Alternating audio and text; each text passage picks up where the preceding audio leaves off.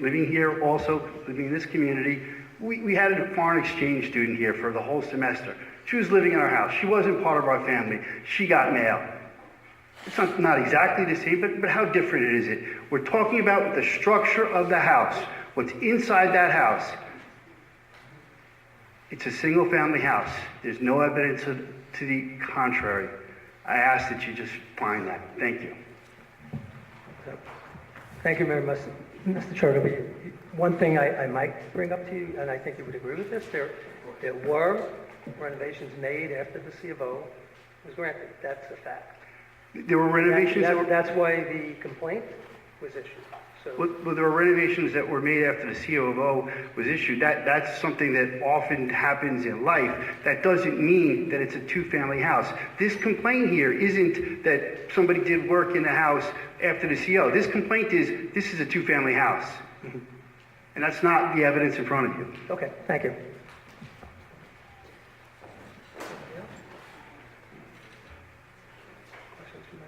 Any other questions from anybody on the board?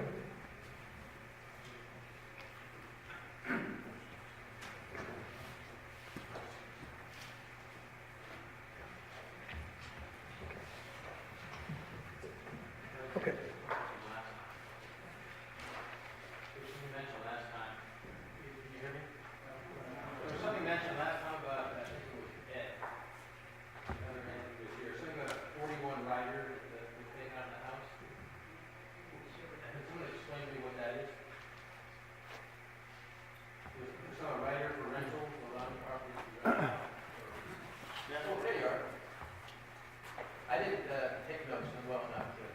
That's fine. No, I had mentioned that there was a 4-to-1 rider in the agreement for the deed, and I did a little research, and a 4-to-1 rider is only used for a rental property, so that if the house gets foreclosed on, the bank can still rent out to collect the mortgage.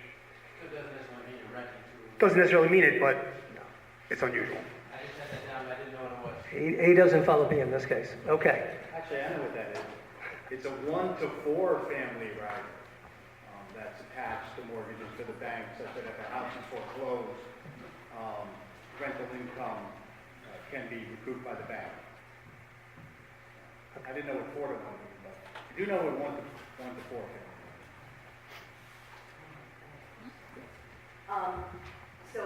Given what testimony we heard this evening, I still would like to then recapitulate or reconfirm what is the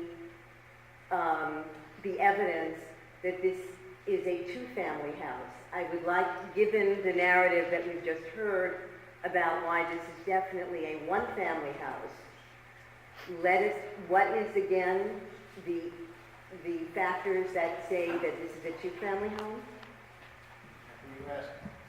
I will ask Mr. Muller.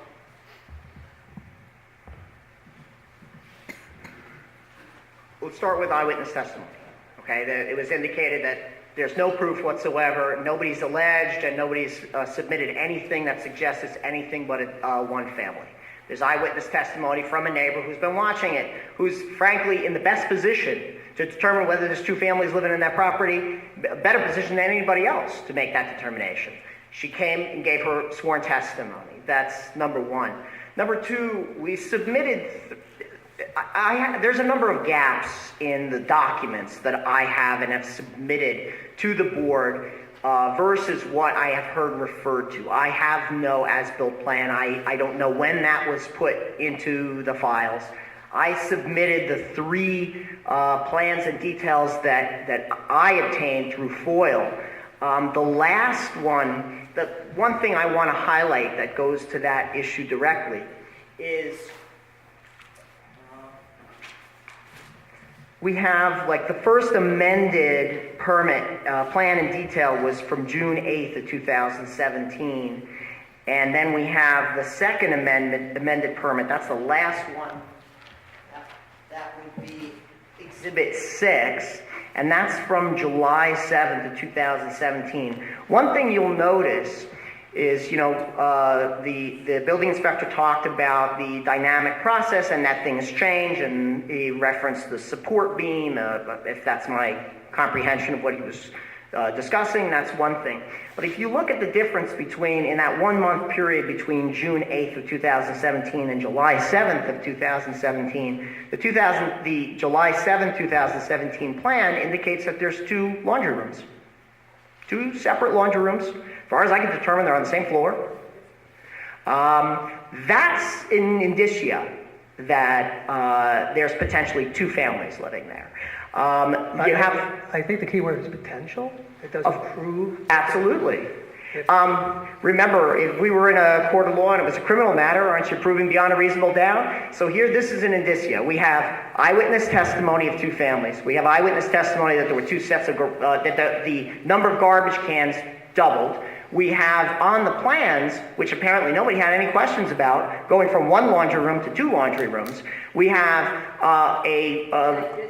sorry. Are there still 2 laundry rooms, Russell, in the house?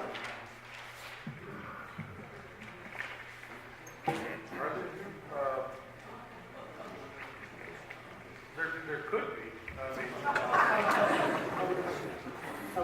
Okay, all right, so continue on, all right, You know, continue. just because there's 2 laundry rooms doesn't mean that there's 2 families living in there.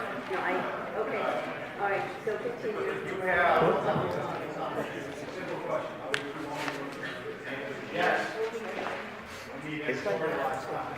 Okay, so Eyewitness testimony, number 4, 2 laundry rooms. 2 laundry rooms. Okay. The mail.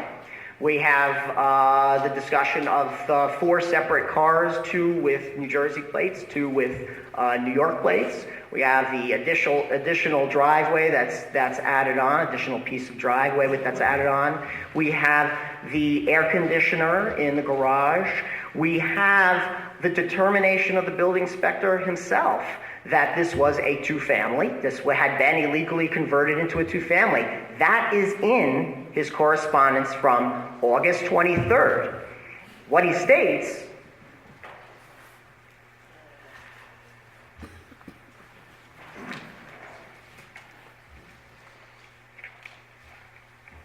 the cumulative result of these unapproved changes is to convert a 1-family residence into a 2-family residence. This is his words. It was converted illegally into a 2-family residence. My question, of course, is when did it get converted back? Did it get converted back? At some point, and when was that decided? We have an August 23rd letter, correct? There's nothing, as far as I can tell, from our FOIL. We got 1 email from the building inspector on October 10th saying, please contact me as soon as possible with an update on your progress in addressing deficiencies outlined in the August 23rd, 2017 attached letter. I've heard nothing from you and the deadline is passed. This is October 10th. The response comes in a week later, October 17th. It says, hoping to have it all done by this week. Okay? The testimony, as far as I can determine, the testimony is that the last 2 times that August 10th of 2017 was the last time the building inspector was there, and then he went back again in December 18th of 2017. So there's a big gap in time there.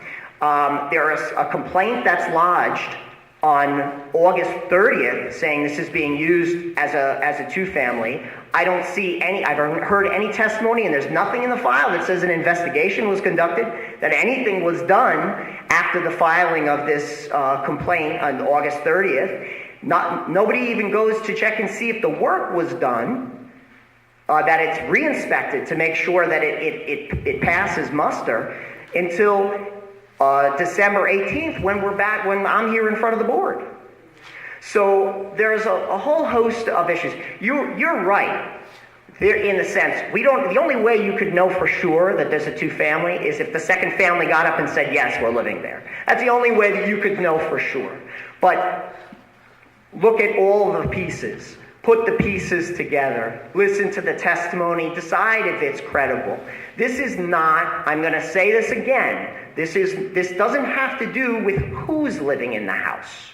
That's not at issue here. Again, I take exception with the characterization by the attorney for the homeowner that this is all about discrimination and racism. And that's not what it's about. Nobody's talked about race or anything. What we've talked about is that there's two families in a one family, and two families are not permitted in the zone. There's legitimate concerns. There is a legitimate grievance about that. When we live in single home neighborhoods, we want them to remain single family residences. That's why we moved there. If we wanted multifamilies, we would have moved somewhere multifamilies were permitted. Okay? So if there's additional questions that you have, I do have questions. I will respect the determination of the board pursuant to the direction of counsel that I'm not permitted to ask questions directly of the building inspector, but there are a number of questions I think that everyone should have in their mind about what was going on, about how much time had passed, about what was being done to reinspect, about what was being done to investigate the allegations, and the rest. Can I ask a question? Sure. Isn't the $64,000 question really when additional work was done in the house to convert it from 1 to a 2? You're here with an appeal of a certificate of occupancy issued on August 10th. The building inspector gave testimony that he was there on the 9th and did an interior inspection. And he issued the CO on the 10th. I guess he stopped back on the 10th. The appellant testified that there was work done in the house over the weekend, and she complained about it. Then the code guy went out on the 16th and said, hey, this doesn't look like what these plans say. If you're here saying this CO was issued in error on August 10th, isn't the real question, what was in the house on August 10th? If it was converted afterwards and got caught and got a letter saying you better pull that out, otherwise we're going to haul you into court. That's after the CO was done. Am I wrong? No, you're not wrong. You're not wrong. But let me just point out, even on the letter from August 23rd, so this would all have to be done between the 10th and the 16th. A wall separating the garage has to be removed. A letter from the architect explaining the removal of basement footings and columns. Was that done in that 6-day period? Wait, let me finish. The closet that was constructed in the southeast garage bay, that there was a garage door that doesn't have a threshold plate. Now, we discussed the threshold plate, but the second sentence says, in addition, the driveway needs to be raised to facilitate a smooth transition of a vehicle into or out of the garage. If you look at the photographs, you see that there is you would need a 4x4 to go over that lip. That's not for a car. And it was proper in this letter of August 23rd to say, yeah, that's not exactly a garage, okay? If you have this enormous lip, you have to raise the driveway so somebody can drive into it. So it's at least conceivably a garage. Then you have and this we did not get a satisfactory answer to, although it was posed. The Passover kitchen added in the basement must be constructed with one stove range and one sink. How many sinks were there? How many stove ranges? We have no idea. The building inspector does not recall. And that's his right. He doesn't recall. But that's the testimony. It also says, and this was supposedly just a catch-all. All other construction not on the approved plans must be removed. What were those? Is that a catch-all? Was there nothing else? And then what about electrical inspection? Okay, the electrical inspection wasn't completed, so was it removed between that time period and that 6-day period? That there needs to be an update of the construction value from $15,000. And those are just the items that appear in the 23rd letter. I think there may be some discrepancy between what the CEO said in that citation, and I also think that there may be some discrepancy between the notes from the 17th of August. Okay, including there's an as-built. There needs to be an as-built. Okay. The ramp into the garage, that's the reference on this document, that's the reference to raising the driveway level. Is the board in possession of, this is a copy of the foiled notes from August 17th at 9:35 a.m. that the building inspector referenced. Should I provide a copy to everyone?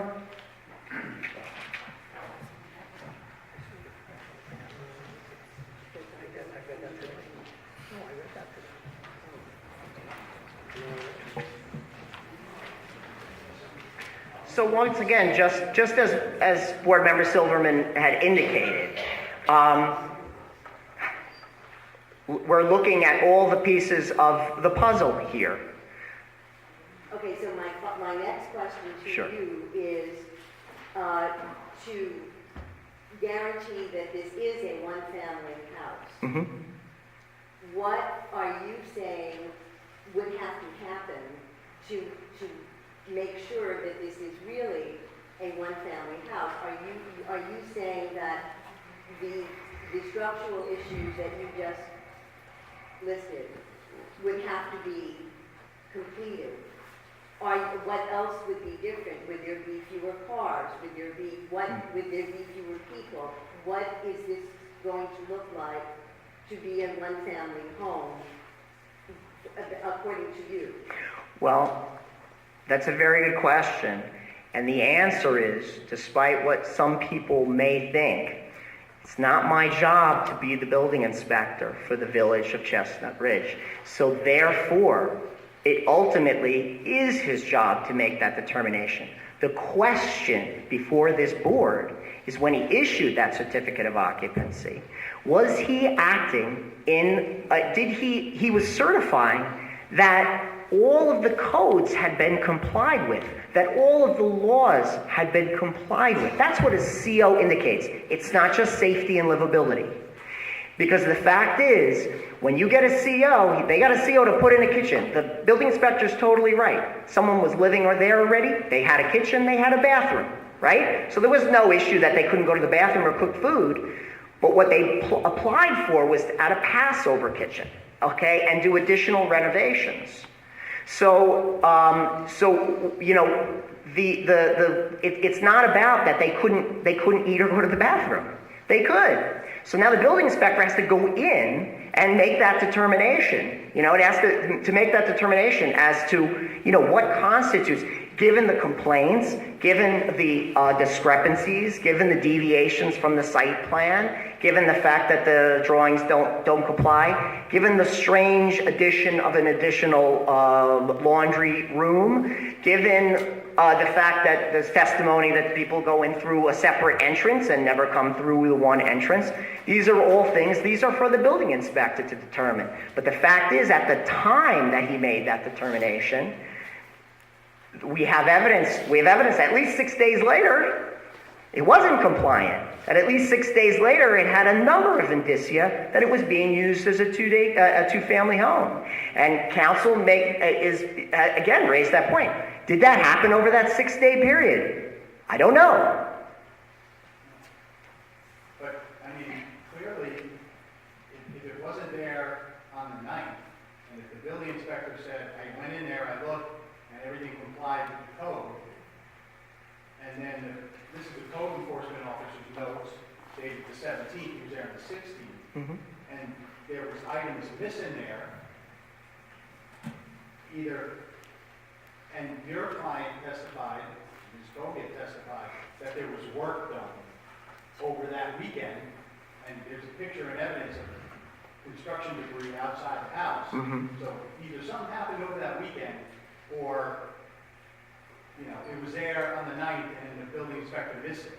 I mean, I was here at the last meeting, and you postulated that perhaps he just said he looked at it on the 9th, and he didn't really. Now, to me, that's a felony. That's falsely submitting a false document for filing a governmental agency. But if he testified, he went in there on the 9th, and then the code guy went in there on the 16th, and these things were there, clearly it happened after the CO was issued. Unless someone's not telling the truth. Correct. Unless someone's not telling the truth, and unless someone maybe didn't notice because they didn't look at the plans, okay? So that's a possibility as well. Maybe somebody didn't look at the building permit and didn't look at the as-built, the plan in detail to know what was supposed to be done. That's true. That would be a lot of non-noticing. It would also be a lot of renovations to be done over 6 days. Correct. Okay? So that's, you know, in terms of, yes, my accusation against the building inspector, I'm obligated to lay out all of the possibilities that was a possibility. I'm not here to say that that the building inspector committed a felony and doctored documents, but that is a possibility. He's testified here, and it's up to the board to determine whether that's a reliable testimony. But that's not the issue.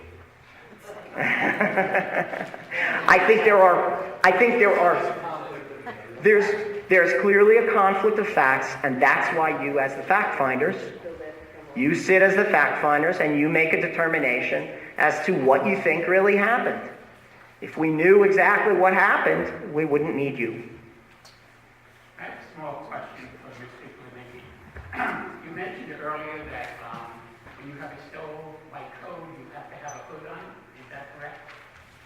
Yes. And that's the code. And the reason for the code is it's dangerous not to have a hood? Codes are developed for safety, and when you have a cooking surface, the hood is there. If there's a flash up, the oil catches on fire, or even to catch the smoke, or whatever. And that's why it's, why the code is there, I don't know. It's in the code that you have to have a So hood. when you issue a CO, you're looking for it to make sure that things are up to code, obviously. So my question then on the 9th, when you did inspect, you put in your remarks, possibly need for hood above stove. So when you made that, when you went in on the 9th to inspect, you made an inference that there was no hood over the stove. So it wasn't in code then, right, when you inspected? I wanted to go back and double, make sure, certain that it really was in the code. Commercial, there's no question about it. I was a little unsure about the residential, especially with the second kitchen. I went back and double checked, and it is required. And so that's why I said possibly. And this is part of the. I go out and I find things, and I talk over with the contractor and make sure that before they have to engage in some kind of expensive activity, that it's really required by the code. I want to be able to be certain in that respect. So there'll be a hood there now. Yes. One other question when you did the re-inspection and you sent us a note on the December 18th, you gave us a picture of stairs and it's just going up to the front door. What about behind you, going down the stairs? Would there be any doors below the stairs going into another room, etc.? Yeah, that's looking from the area that was renovated, going up to the front door and then up to the second floor. What about behind you? And what was behind me was living space. And I didn't take a lot of pictures inside the house because I got the feeling that, how would you like if some stranger came into your house and started taking pictures? It's kind of invasion of privacy. I took what I needed to take, and that was it. I have one other question. On the 9th, or on the 9th when you inspected, did you happen to go in the garage at all? Yes, I did. Okay, so on the 9th, did it have the same flooring as when you took this picture on the 23rd? On the 9th, no, they didn't. But you don't need a building permit to put flooring down. No, I was just curious whether this floor was down after you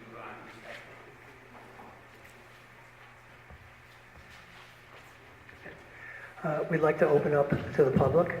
That means anybody who signed their names are going to be asked to come up. We're going to take a look at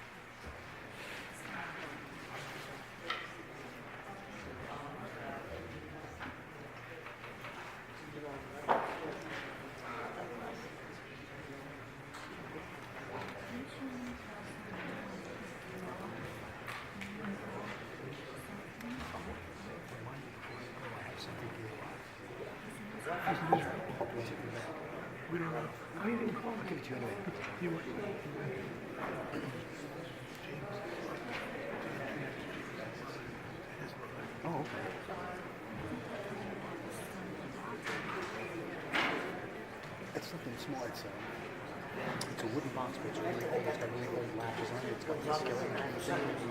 It's starting to separate. It's going to be a cool little project to have. It's kind of neat. It's got a little recessment press. And it's kind of, it's something you can like, you know.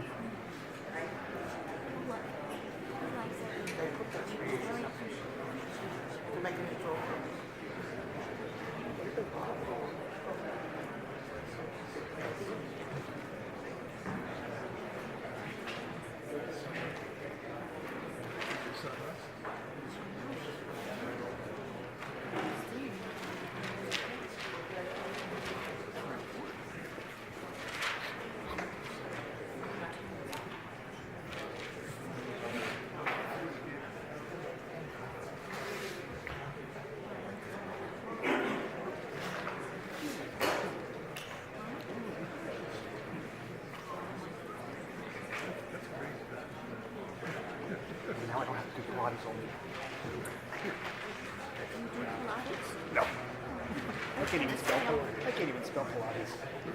All right, we have one more question for the building inspector, please. Mr. Galenicki? Mr. Galenicki, we have one more question. Yeah, so one more question on the night when you issued the CO. A question about that threshold. It sounds like it's too high, but there needed to be a. I think the attorney tends to exaggerate, the picture is this big. It wasn't, I mean, the ramp was, this is the threshold piece. And it wasn't anything that would require any great concern. It's part of this, right? Part of that. Right. Later. So, but no concern on the night when the CO was issued. No, there Did it was, hold up issuing the CO? no. On that day, did you feel it was necessary to hold up the CO if there was a difference in height between the entrance into the garage and the driveway? No, I didn't. All right, so we opened up to the public. Ms. Calgood, are you going to come back up? I know you were here before. Hilda, do you want to come back up?